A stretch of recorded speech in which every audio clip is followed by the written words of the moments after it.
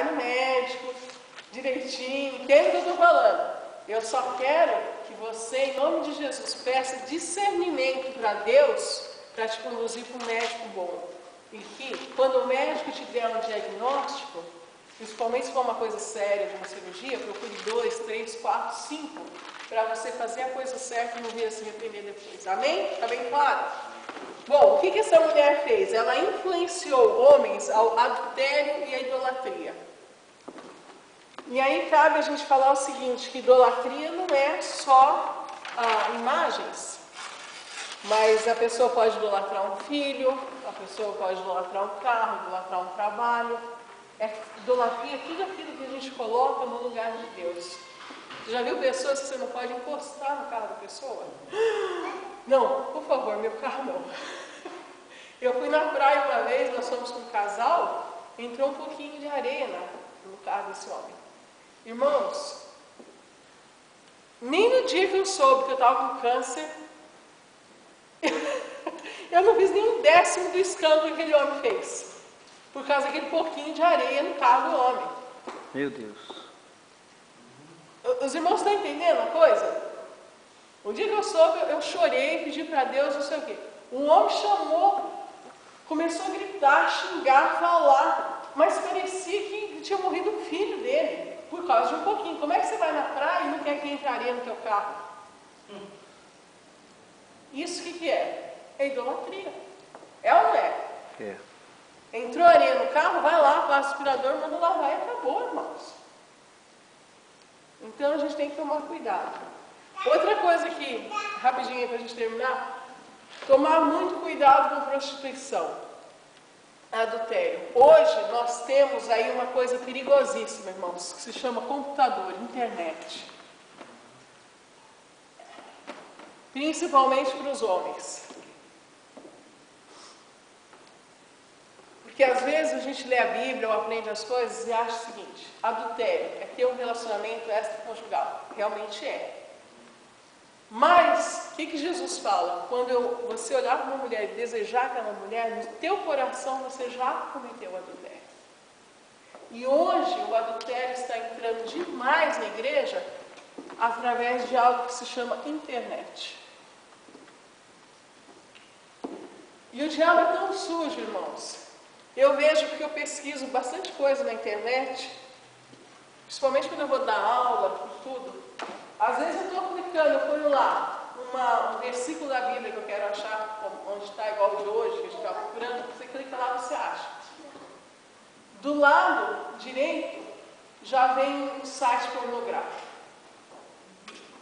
Graças a Deus eu não tenho problema com isso, porque eu odeio. E às vezes eu quero tirar, clico e não consigo. Mas se é uma pessoa que tem problema nessa área,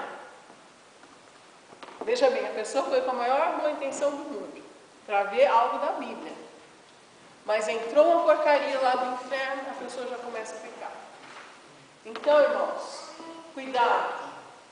Você não está conseguindo tirar? Desliga o computador e vai orar. Dobra o teu joelho e vai orar.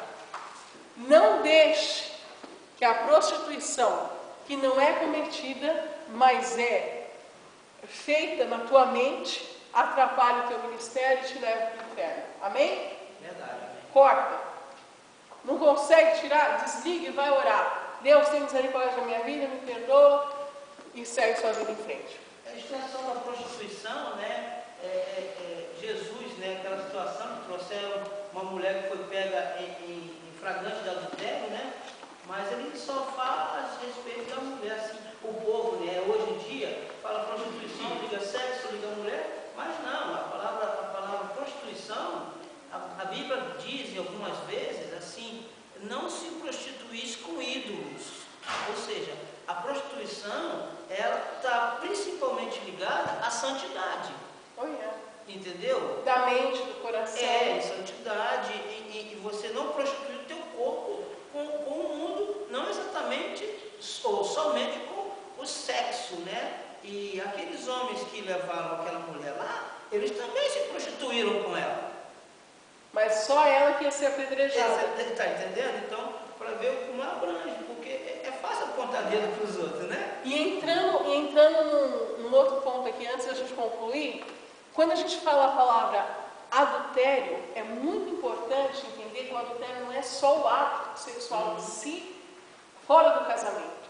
Mas quando a pessoa vai lá e rouba do patrão, eu trabalhei 20 horas. Se na realidade trabalhou 19,5, está adulterando ou não?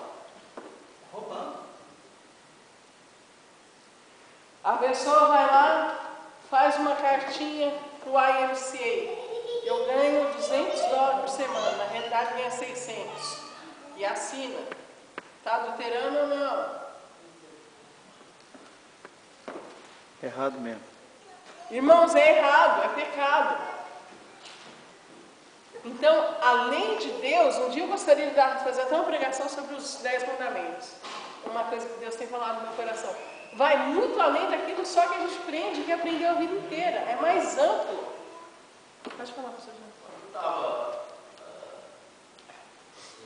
na minha formação intelectual, eu passei por uma matéria que, além do pecado, existem faltas e falhas, e que todos nós somos inseridos nelas no nosso cotidiano, no nosso dia a dia. Mas isso cabe à formação, à intelectualidade de cada um, para que se interprete isso, que na verdade não podemos nos meter diante de um jugo muito pesado, porque senão a gente se tropeça e não consegue atingir o alvo que nós precisamos. Temos que entender, temos um Deus misericordioso e que no fundo ele vai entender a cada um a medida de fé que ele tem, que ele prossegue na fé.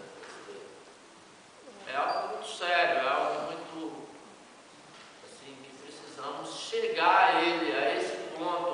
Jesus, quando ele instruiu os discípulos, ele falou de algo que eles precisavam completar, porque eles não eram completos, eles não aguentavam acompanhar o Senhor. Eles ficavam para trás, Jesus ia para frente. Jesus deixava eles para trás porque eles não conseguiam acompanhar. Quando Jesus voltava neles, Jesus sempre procurava ensinar alguma coisa para eles. O apóstolo Paulo, quando instruiu os cooperadores deles, ele sempre estava pondo na mentalidade deles que eles precisavam chegar a uma maturidade. E isso vem a cada nível de aprendizagem que vamos adentrando. E é uma posição, né, pastor Jonas? Na realidade, que a gente precisa tomar uma decisão diante de Deus. Olha, Senhor, eu não quero mais mentir. Senhor, eu não quero. Eu lembro que quando eu voltei para cá em 2004, eu pensei assim, provavelmente o pastor da igreja que eu frequentava, ele vai me dar a oportunidade para dar um testemunho. Eu estava no Brasil, estava voltando para cá e tal. E aí, eu dobrei meu joelho e falei, Senhor, eu vou passar pela imigração agora. Eu tenho carteira de motorista, eu tenho alguns documentos aí nos Estados Unidos. E eu não quero mentir, Senhor. Porque se eu mentir, eu não vou ter coragem de ir naquele púlpito e dar o testemunho. Mas se a mulher me perguntar determinadas coisas, se eu tiver que falar a verdade, eu vou voltar para o Brasil e o meu esposo está nos Estados Unidos. Então eu estou numa situação, veja bem, muito complicada. Os irmãos estavam entendendo o que eu estava passando? Eu ia passar pela imigração dos Estados Unidos e eu não queria mentir e eu não podia falar 100% da verdade, dependendo do que a pessoa me perguntasse. E todos nós aqui nos encontramos em situações assim. Sim ou não, irmãos? Sim. Infelizmente, na vida. O mundo jaz o marido. Aí eu falei, Deus, dobrei meu joelho, chorei e falei, Senhor, em nome de Jesus, que a pessoa que for me entrevistar, que ela pergunte só o que eu possa falar a verdade. Amém. Em nome de Jesus, eu não quero entrar naquele país com mentira. Eu não quero mentir e depois ir lá dar o testemunho na igreja. Aí tudo bem. Chegou, eu estava lá em Aruba.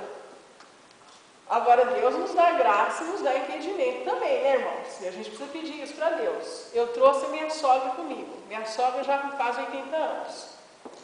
E já era uma ajuda, porque é mais difícil deportar uma mulher de 80 do que uma de 40, de 30 e poucos, eu estava na época.